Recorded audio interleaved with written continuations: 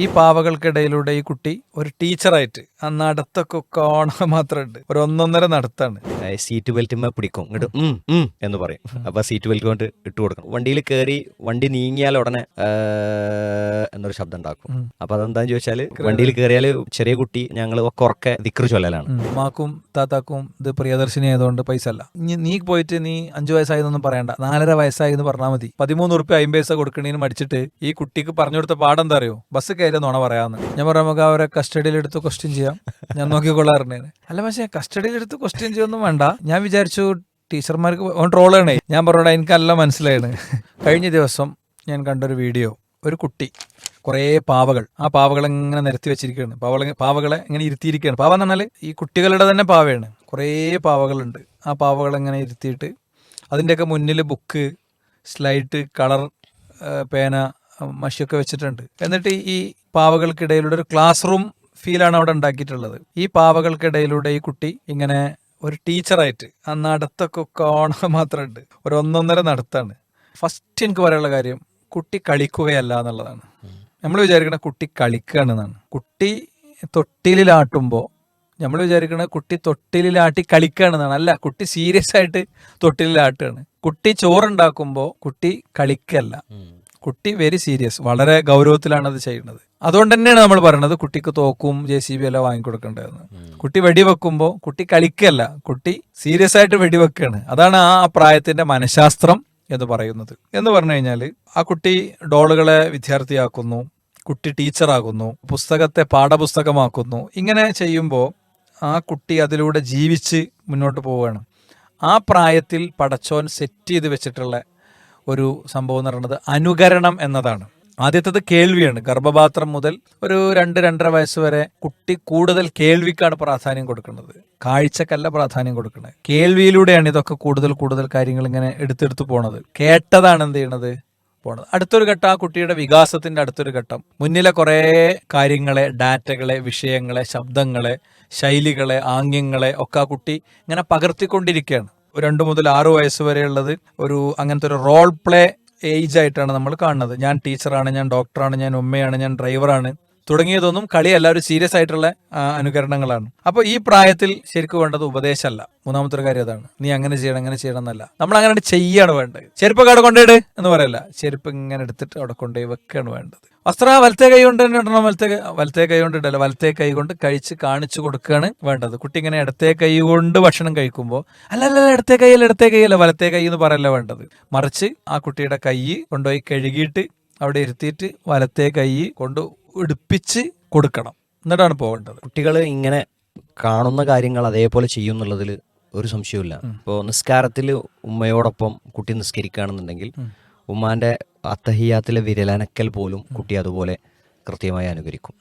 ഇപ്പോൾ എൻ്റെ കുട്ടിയുണ്ട്, ഒരു 1.5 വയസ്സാണ്, മുഹമ്മദ് വണ്ടിയിൽ കയറിയാൽ ആദ്യം മുഹമ്മദ് അബ്ദുറഹ്മാൻ പറഞ്ഞോളൂ. എന്താ സംശയം? വലിയ പണ്ഡിതന്മാർക്ക് മാത്രമേ പറയാൻ പറ്റുള്ളൂ, എവിടെയില്ലല്ലോ. അപ്പോൾ ഓന് വണ്ടിയിൽ കയറിയാൽ ഉടനെ സീറ്റ് ബെൽറ്റ് പിടിക്കും, ഇങ്ങോട്ട് എന്ന് പറയും. അപ്പൊ സീറ്റ് ബെൽറ്റ് കൊണ്ട് ഇട്ട് കൊടുക്കണം. മുമ്പിൽ ഈ പള്ളിയിൽ കൊണ്ടുപോകുമ്പോൾ ഇരിക്കണം. അതേപോലെ തന്നെ വണ്ടിയിൽ കയറി വണ്ടി നീങ്ങിയാൽ ഉടനെ എന്നൊരു ശബ്ദം ഉണ്ടാക്കും. അപ്പൊ അതെന്താന്ന് ചോദിച്ചാല് വണ്ടിയിൽ കയറിയാൽ ചെറിയ കുട്ടി ഞങ്ങൾ ഉറക്കെ ദിക്ർ ചൊല്ലലാണ്. അപ്പൊ ആ ദിക്ർ ചൊല്ലുന്നത് സമയം അത്രയും അവൻ്റേത് എന്ന ശബ്ദമാണ്. അപ്പൊ അഥവാ നമ്മൾ മറന്നുപോയാലും അവൻ്റെ ഈ ശബ്ദത്തിലൂടെ നമുക്കത് ഓർമ്മ വരും. അതെ, അപ്പൊ അത് നമ്മൾ ചെയ്യുന്നത് കണ്ടാണ് എന്ത് ചെയ്യുന്നത്. അപ്പോൾ ഇത് അനുകരണത്തിൻ്റെ ഒരു ഘട്ടമാണ്. അതുകൊണ്ട് തന്നെ അവൻ്റെ ആദ്യ പാഠപുസ്തകം വീട്ടിലെ മുതിർന്ന ആളുകളാണ്. അപ്പോൾ ഉമ്മ വാപ്പാനോട് എങ്ങനെ സംസാരിക്കുന്നു, വാപ്പ ഉമ്മാനോട് എങ്ങനെ സംസാരിക്കുന്നു, വീട്ടു ജോലിക്കാരോട് എങ്ങനെ പെരുമാറുന്നു, നിസ്കാരം കഴിഞ്ഞ ഉടനെ എന്താണ് ചെയ്യുന്നത്, നിസ്കാരത്തിൽ കയറിനതിൻ്റെ മുമ്പ് എന്താണ് ചെയ്യുന്നത്, നിസ്കാരത്തിൽ എന്താണ് ചെയ്യുന്നത്. നമ്മൾ സത്യത്തിൽ ഇതൊന്നും അറിയണില്ല. ഒരു ക്യാമറ വെച്ചിട്ട് ഒക്കെ ഇങ്ങനെ റെക്കോർഡ് ചെയ്യണ പോലെ കുട്ടി ഇത് കംപ്ലീറ്റ് റെക്കോർഡ് ചെയ്യുന്നുണ്ട്. ഈ റെക്കോർഡ് ചെയ്ത ഡാറ്റയാണ് തലച്ചോറ് പിന്നീട് എന്ത് ചെയ്യുന്നത്, അയാളുടെ വ്യക്തിത്വമായി, അയാളുടെ സമീപനമായി, രീതിയായി രൂപപ്പെടുത്തി എടുക്കുന്നത്. ഇനി ഇതുപോലെ തന്നെ കുട്ടി ഭാഷയും എന്ത് ചെയ്യുന്നുണ്ട്, കോപ്പി ചെയ്യുന്നുണ്ട്. പറയുന്ന ഭാഷ വാക്കുകൾ, അതിൻ്റെ ടോണ്, അതിൻ്റെ സ്ലാങ്, അതിൻ്റെ പരിഹാസം, ചീത്തവിളി, സ്നേഹത്തോടുള്ളതൊക്കെ ഉപയോഗിക്കുന്ന വാക്ക് ഏതാണ്? മരിക്കുക, ചാവുക, യാത്രയാവുക, വിയോഗം, അങ്ങനെ കുറേ വാക്കുകളുണ്ട്. അപ്പോൾ നമ്മൾ ഉപയോഗിക്കുന്ന വാക്ക് വളരെ പ്രധാനമാണ്. ഇജ്ജ്, നീ, ഇങ്ങള്, അങ്ങനെയുള്ളതൊക്കെ ഉണ്ട്. ഞാനൊരു വീട്ടിൽ ചെന്നപ്പോൾ അവിടുത്തെ കുട്ടികളെയൊക്കെ അവർ ഇങ്ങള് എന്നാണ് വിളിക്കണത്. എനിക്ക് ഭയങ്കര നമ്മളൊന്നും വീട്ടിൽ അങ്ങനെയല്ല, മക്കളെയൊക്കെ അവർ ഇങ്ങള് എന്നാണ് വിളിക്കണത്. ഈ തങ്ങൾ ഫാമിലിയിലൊക്കെ ഉള്ള പൊതുവായൊരു കൾച്ചറാണ്. ഇവർ തങ്ങൾ ഫാമിലി ഒന്നുമല്ല. അപ്പോൾ എനിക്ക് വളരെ സന്തോഷം തോന്നിയത്. ഞാനത് അവരോട് പറയുകയും ചെയ്തു. നിങ്ങളിൽ നിന്ന് എനിക്ക് കിട്ടിയ പാഠമാണെന്ന് ഞാൻ പറയുകയും ചെയ്തു. അപ്പോൾ നമ്മൾ ഒരുപക്ഷെ നമ്മളെ വീട്ടിലൊന്നും അങ്ങനെ നമുക്ക് 99% കാര്യമൊക്കെ നടപ്പിലാക്കാൻ കഴിയും എന്ത് മാറ്റം കൊണ്ടുവരാൻ കഴിയുമെന്നൊക്കെ നമ്മൾ വിശ്വസിക്കുന്നുണ്ടെങ്കിലും ഈ കാര്യം അങ്ങനെ നടപ്പിലാക്കാൻ കഴിയുമെന്ന് എനിക്ക് തോന്നുന്നില്ല. കാരണം എനിക്കതിനത് പറ്റുമെന്ന് തോന്നണില്ല. നമ്മളത് മറക്കും. അപ്പോൾ ഇങ്ങനെ നമ്മുടെ ഇത്തരം കാര്യങ്ങളൊക്കെ എന്ത് ചെയ്യും? കുട്ടി എടുക്കും. അതുകൊണ്ട് തന്നെ കുട്ടി ഒരു കണ്ണാടിയായിട്ടാണ്, ഒരു കണ്ണാടിക്ക് നോക്കണ പോലെയാണ്. ഒരു കണ്ണാടിക്ക് നോക്കുമ്പോൾ കാണുന്ന പോലെ ആയിരിക്കും ഈ ഒരു പ്രായത്തിൽ ഉണ്ടാകുക. അതുകൊണ്ട് കുട്ടിയുടെ മുന്നിൽ ഒരു കാര്യവും ചെറിയ കാര്യമില്ല. നമ്മുടെ മുന്നിലെ കാര്യങ്ങൾ ചെറുതുള്ളൂ എന്ന കാര്യം നമുക്ക് മനസ്സിലാകണം. അതുകൊണ്ട് അസത്യമായ വാക്ക്, മറ്റുള്ളവരെ പരിഹസിക്കൽ, ഇപ്പോൾ ട്രാഫിക് നിയമങ്ങൾ, ഈ റോഡ് ക്രോസ് ചെയ്യുന്നിടത്തെത്തുമ്പോൾ ശരിക്ക് ആ കുട്ടി ഇതിലെ പോയാൽ സീബ്ര കിട്ടും, പക്ഷെ നമ്മളുള്ളത് കുറച്ച് അപ്പുറത്താണ്. അപ്പോൾ അവിടെ നിന്ന് നടന്നു വരണം. ഇപ്പോൾ ഞങ്ങളുടെ സ്കൂളിൽ സീബ്ര ക്രോസ് നമ്മൾ ഭയങ്കര സ്ട്രോങ് ആയിട്ട് പഠിപ്പിച്ചിട്ടുണ്ട്. ഞങ്ങളുടെ സ്കൂളിൽ കുറച്ചൊരു ആക്സിഡൻറ്റ് സോണാണ്. അപ്പോൾ നമ്മൾ പിന്നെ അനൗൺസ് ചെയ്തും കുട്ടികളെ പറഞ്ഞു അതങ്ങനെ സീബ്ര ക്രോസിലൂടെ ഇപ്പോൾ കുട്ടികൾ പോവുള്ളൂ. അപ്പം നമ്മളത് കുറച്ചൊരു കൺഷ്യായിട്ട് എടുക്കണോണ്ട് തന്നെ കഴിഞ്ഞ ഒരു ദിവസം നമ്മുടെ ഒരു ട്രെയിനിങ് ടീച്ചർ, കുറച്ച് വൈകാൻ ടീച്ചർ വരുന്നത്, ഒന്ന് ട്രെയിനിങ് ടീച്ചറാകുക, വൈകുക, രണ്ടും കൂടി ആകുമ്പോൾ അവർക്കൊരു ഭയങ്കര പ്രശ്നം ഉണ്ടാവും. ഈ വൈകണിയിലുള്ളൊരു പ്രശ്നം ഉണ്ടാവുമല്ലോ. അപ്പോൾ ആ ഒരു ഫ്രസ്ട്രേഷനിൽ, ആ ഒരു ബേജാറിൽ ഒരു പെട്ടെന്നാണ്ട് ക്രോസ് ചെയ്തു. അപ്പോൾ ഒരുത്തൻ ചോദ്യം, ട്രെയിനിങ് ടീച്ചർമാർക്ക് പറ്റില്ലേ മാഷേ? എന്ത് സീബ്ര? ഞാൻ പറഞ്ഞു ട്രെയിനിങ് ടീച്ചർമാർക്ക് പറ്റില്ല. പക്ഷേ ഇന്ന ട്രെയിനിങ് ടീച്ചർ അങ്ങനെ മുറിച്ച് കടന്നല്ലോ. ഞാൻ പറഞ്ഞു നമുക്ക് അവരെ കസ്റ്റഡിയിലെടുത്ത് ക്വസ്റ്റ്യൻ ചെയ്യാം, ഞാൻ നോക്കിക്കൊള്ളാറുണ്ട്. അല്ല പക്ഷേ കസ്റ്റഡിയിലെടുത്ത് ക്വസ്റ്റ്യൻ ചെയ്യൊന്നും വേണ്ട. പിന്നെ ഞാൻ വിചാരിച്ചു ടീച്ചർമാർക്ക് ട്രോളാണ് ഈ സംഭവമേ. ഞാൻ പറഞ്ഞോടാ എനിക്കല്ല മനസ്സിലായാണ്, എന്നെ ട്രോളാണ്, ആ ടീച്ചറേയും ട്രോളാണെന്ന് എനിക്ക് മനസ്സിലായാണ്. വളരെ നല്ലത്, ഞാൻ എന്താ ഓർമ്മിപ്പിച്ച വളരെ നന്നായി. അപ്പോൾ ഞാനത് സീരിയസ് ആയിട്ട് ഓർമ്മിച്ചാൽ നന്നായി എന്നൊക്കെ പറഞ്ഞപ്പോൾ പോകാനാകെ ഇടകേറെ. അല്ല പക്ഷേ ഞാനതേ വെറുതെ പറഞ്ഞതാണ്. ഞാൻ പറഞ്ഞു നീ എന്ത് ചെയ്യണം, ടീച്ചറോട് തന്നെ ഓർമ്മിപ്പിക്കണം. മാഷോട് ഞാൻ പറഞ്ഞിരുന്നു, അപ്പോൾ നിങ്ങൾ ഓർമ്മിപ്പിക്കാൻ പറഞ്ഞിട്ടുണ്ട് എന്നാണ്. ടീച്ചറോട് ഞാൻ പോയിട്ട് പറഞ്ഞു, നിങ്ങളോട് വന്ന് പറഞ്ഞാൽ ഭയങ്കര സീരിയസ് ആയിട്ട് എടുത്തിട്ട് അപ്പോൾ ഇന്ന് ഓർമ്മിപ്പിച്ചാൽ നന്നായി എന്നൊക്കെ ഒന്ന് പറഞ്ഞ് അവനുള്ള ക്ലാസ്സിൽ കയറി അവനൊരു ക്ലാപ്പൊക്കെ വാങ്ങിക്കൊടുക്കണം എന്ന് പറഞ്ഞു ഞാൻ.